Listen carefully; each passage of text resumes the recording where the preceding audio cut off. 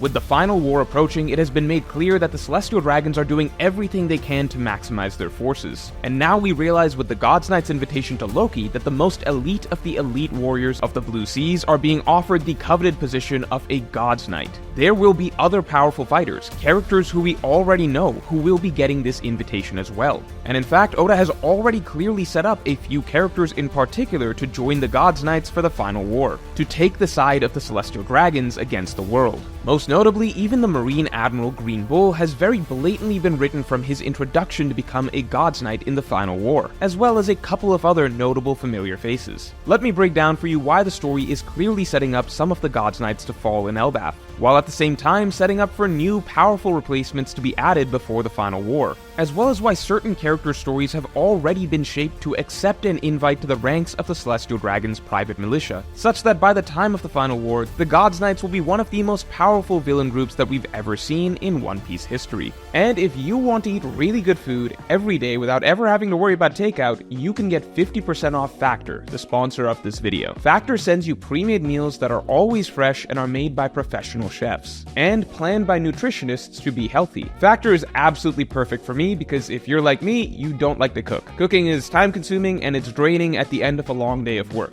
I just don't have the mental energy for it and I'm not very good at it. I also quickly found out I couldn't just get takeout all the time because it's very expensive and also very unhealthy. Factor is what I've pretty much always wanted. It makes my life easy and automatic. Every week I get a good variety of meals that are ready-made, delivered straight to me, and I never have to worry about cooking. They're ready in 2 minutes. It's also way less expensive and a lot healthier than takeout. The food is genuinely really good. Like, you can select meal plans or pick from tons of options every week. You can get steak, you can get chicken parmesan, you can get fish, you can get vegetarian options or keto options. There's something there for you no matter what you like, and you can heavily customize, and every meal is restaurant quality. So if you want to make your life easier, just try Factor. You get a huge 50% off discount to try your first box. Just head to factor75.com or click the link below and use code 50morge to get 50% off your first Factor box and free shipping. That's code 50morge at factor75.com to get 50% off plus free shipping on your first box. Link in the description below or scan the QR code.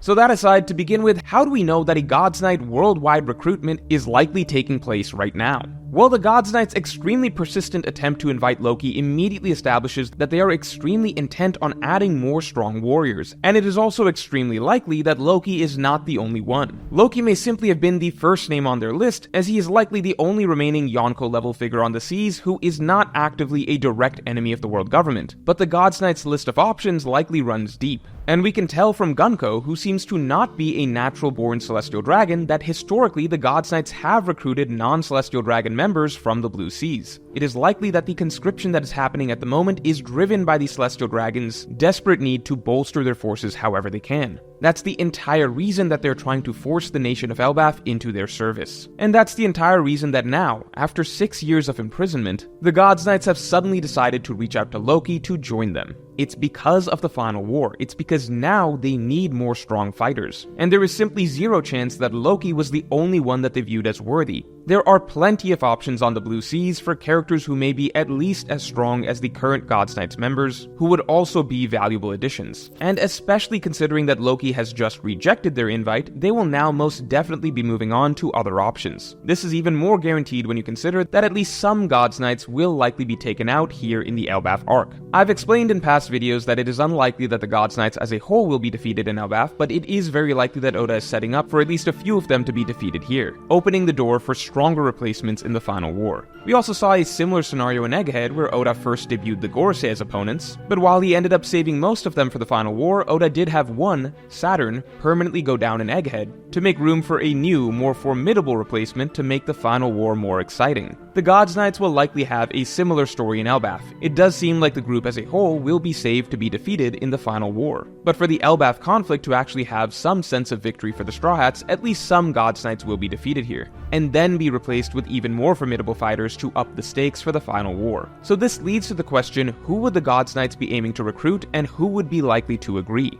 It's not just strong characters that would get the offer, it would specifically have to be characters who are not Yonko or revolutionaries, as these entities are direct enemies of the world government. These are the enemies that the Celestial Dragons are aiming to crush. The Gods Knights specifically reached out to Loki because he was the strongest unaffiliated character that they could proposition. As such, the Gods Knights would only offer characters who are strong enough to warrant a spot, and who are either unaffiliated or already on the world government side. Now, in terms of who would accept, this is where it gets really tricky, because pretty much everyone hates the Celestial Dragons. Even the worst Marines aren't really doing what they do for the sake of the Celestial Dragons. Pretty much all Marines want to protect the citizens of the world, even if their method is deeply misguided. But almost no one signed up for the Marines because they want to protect the Celestial Dragons, or with the goal of becoming nobility themselves. This becomes especially complicated considering the Celestial Dragons' endgame is now to wipe out all of humanity in a great flood and basically enact a genocidal cleansing of civilization. So there are really only a very select few individuals who would genuinely be willing to join the Gods Knights to help the Celestial Dragons do that.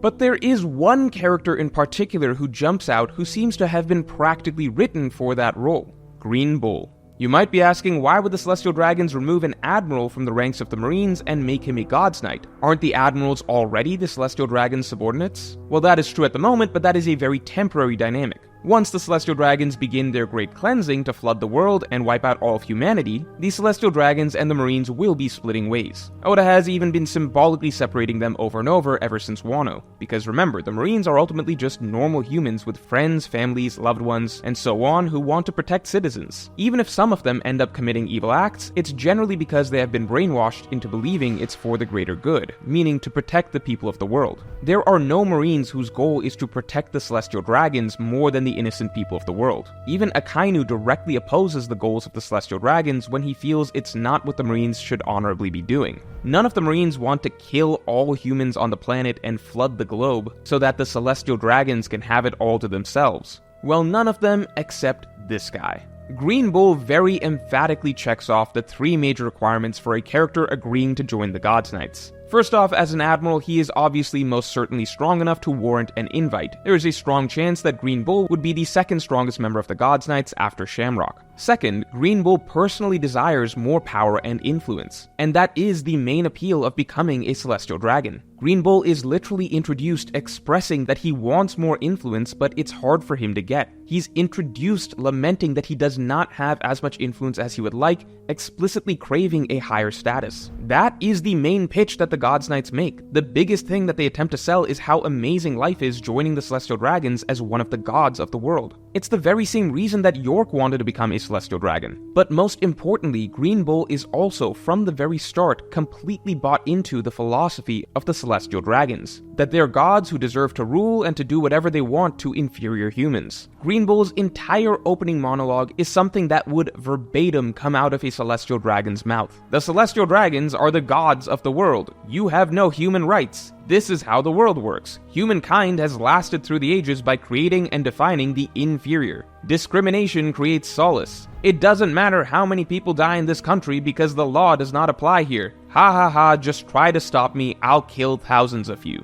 This is straight up Celestial Dragon dialogue. You can literally imagine any Celestial Dragon-pilled character saying this stuff word for word. Green Bull is completely bought into the notion that the Celestial Dragons are gods, that they deserve to be gods, and they have the right to do anything they want to anyone who does not obey them, including just stomping out their lives like ants. So for example, a nation like Wano that refuses to submit to the Celestial Dragon's authority, well, there is no problem with killing thousands of innocent lives then because the Celestial Dragons feel like it. This character is just so absurdly fit to be a Celestial Dragon. He licks their boots. And guess what? The story is literally opening the door for him to enter their ranks as a Gods Knight. Green Bull is the ideal Gods Knight candidate that they would be looking for. Extremely strong, who would sell his soul for more power and influence, and who would straight up be on board with mass genocide of all humans, as he also views them as fundamentally beneath the Celestial Dragons. So when the crossroads comes and the Celestial Dragons actually begin their genocide on the planet, they will of course offer offer the strongest Marine soldiers to continue to work for them in their war on humanity. And literally the only top Marine who would agree to help the Celestial Dragons murder every human would of course be Green Bull. Green Bull will be accepting the invite to the Gods Knights, as Green Bull is the only admiral who is clearly written to be a Celestial Dragon shill from the start. He's the only admiral who doesn't care about the greater good, he cares about the Celestial Dragons. And literally the only reason Oda would write Green Bull like that is if he's the one admiral who is ultimately going to side with the Celestial Dragons. So we are going to see a reshuffling of roles as the final war approaches. Just as Garling was always planned by Oda to be a Gorosei, so too was Green Bull always planned by Oda to be a Gods Knight. Just as Garling was promoted from Gods Knight to Gorosei, we will be seeing the promotion of Green Bull from Marine Admiral to Gods Knight at some point in the final war. So with Green Bull as the model, who are the other characters that fit this template of being strong enough to warrant an offer to the Gods Knights, who have the personal incentive to want to join the Gods Knights, and who would be comfortable with being on the side that is committing mass genocide of essentially all of humanity?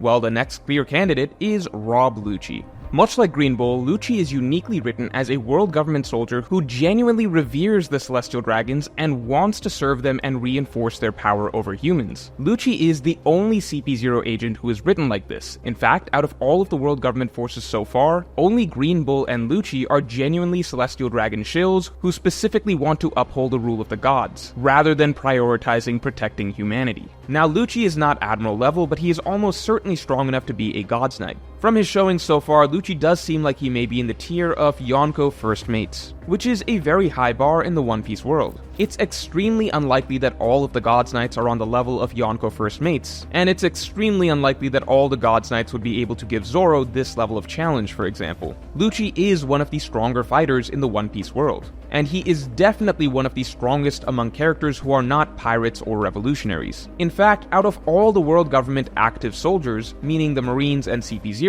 Lucci may genuinely be the next strongest character after the admirals. And most importantly, Lucci would likely have no qualms with joining the Celestial Dragon's side. I did an extended breakdown of Lucci's character in this video that you can see here, but what stands out the most about Lucci is that his driving incentive is very simple. Lucci wants to be given license to kill people. That is it. Underneath that polished exterior, Lucci is a bona fide psychopath murderer through and through, a born killer. He's not like Green Bull or York in that he wants the power or luxury that comes from joining the Celestial Dragons. So far, Lucci works for the world government simply because the world government gives him the license to do the one thing that he enjoys the most, which is killing. Lucci is also not like some of the darker Marine soldiers who kill in the name of absolute justice. Those Marines view the death of citizens as an unfortunate necessity in their pursuit of the goal of justice. But for Lucci, it's the other way around. For him, justice is an excuse in his pursuit of the goal of killing. So for Lucci, joining the Gods Knights or the Celestial Dragons, well, it's basically the same thing as what he's already doing as CP0,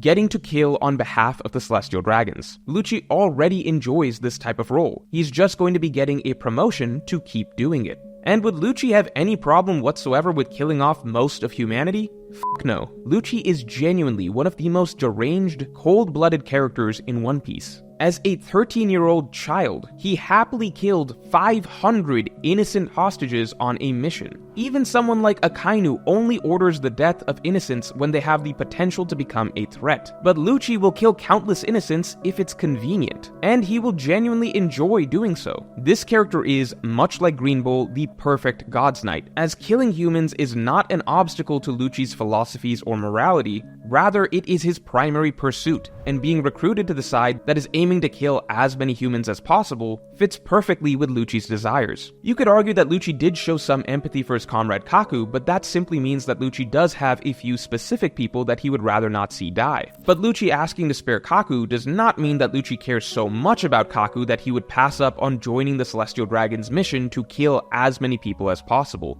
As again, that is Lucci's primary desire in life. Lucci is also extremely likely to become a Gods Knight simply because that is the path in the story that seems to be unfolding for him. Oda is still keeping Lucci around as a relevant character even this late in the game, likely for some purpose. And notably in Egghead Island, it was established that the Celestial Dragons have already begun to take notice of Lucci and his extraordinary capability. Mars himself commended Lucci for his outstanding work at Egghead. The top brass of the Celestial Dragons now view Lucci as an extremely valuable soldier. When the time comes for the Great Cleansing, much like for the Marines, a crossroads will also take shape for the CP0 agents, as we see some of them already abandoning their posts and beginning to work against the Celestial Dragons, while the path that seems to be opening up to Lucci is a promotion to work even more closely with the Celestial Dragons and continue his work as a weapon of war. But first, this month we have some of the most legendary islands in One Piece for you. You can get God Valley, Marijua, Laugh-Tale, and Impel Down. The posters are printed on matte paper, hand-cut by the artist himself. Each of these posters can be purchased individually, or you can get all 4 of them together for 50% off. You can also still get the premium package if you want to appear on my streams, and in that case you can also choose any poster from 2024 as well. So if you want God Valley, Marijua, Laugh-Tale, and Impel Down for your walls, just hit the link in the description below. All posters from 2024 will also be available in the complete original set bundle.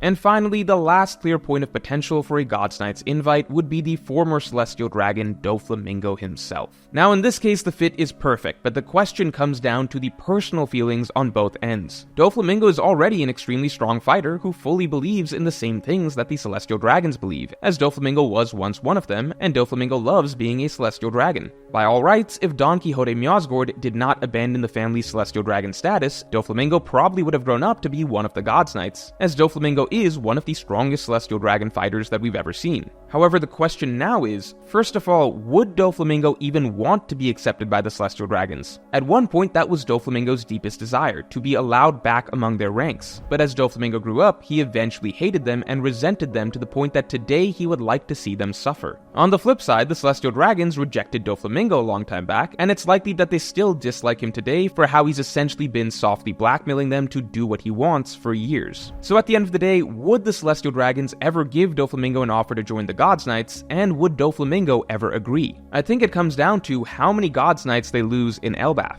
If they legitimately lose 2 to 3 spots, and if with the final war fast approaching, the Celestial Dragons decide that they simply need more strong Celestial Dragon fighters in their ranks, then maybe they look the other way and give Doflamingo an offer. And on Doflamingo's end, I actually think that Doflamingo may very possibly accept their offer, but with the intent to betray the Celestial Dragons and pursue his own plan of getting the treasure of Marijua to take control himself. I don't believe Oda established that plan for no reason. I think we will get to see Doflamingo actually get to make an attempt to execute his long-time plan. I believe this would be by far the most interesting route Doflamingo's storyline could go down, considering right now he is just loitering in Impel Down. Even if Doflamingo was broken out of jail, he is not independently a strong enough of a force to make waves in the One Piece world at this point. But as a wild card in the God's Knights who is secretly pursuing his own agenda, the possibilities for how Doflamingo could influence the plot in a pivotal way towards the end of the story become fascinating. So at the end of the day, if I were to rate the chances of each character becoming a God's Knight, I'm almost 100% confident that Green Bull was literally written from his very introduction to be a God's Knight, and that was Oda's true intent with the character in the first place. I believe Lucci has an above 60% chance of becoming a God's Knight, and I think that Doflamingo has at least a very interesting potential route to continue being relevant in the story by pretending to accept a position in the God's Knights, while still pursuing his own agenda to ruin things for the Celestial Dragons. If you want to hear my extended thoughts on a few other outside shot candidates to join the God's Knights, you can listen to my podcast that just dropped by becoming a member or by supporting me on Patreon, link in the description below, and let me know in the comments below who you believe may join the God's Knights. And if you enjoyed this video, then definitely like and subscribe for more videos like this every week.